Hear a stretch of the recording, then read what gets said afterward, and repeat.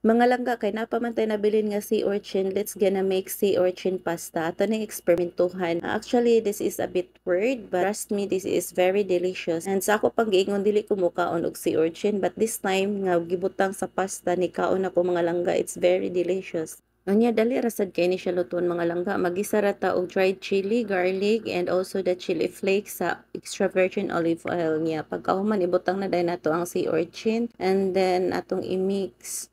Then after that, ato na dahing ibutang ang pasta noodles. You can use whatever pasta noodles you like, but I use spaghetti noodles here, mga langga.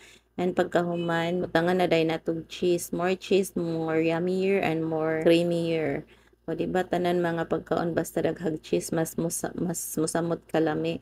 And then let's gonna garnish this with parsley para na ang pang color lang siya mga langga. And that's it, mag-plating na dayon ta. Ako ra nagibutangan og more sea urchin on top para lang atsup-atsup lang mga langga ba. And that is totally optional. And yeah, that's it. Bon appetit. Thanks for watching.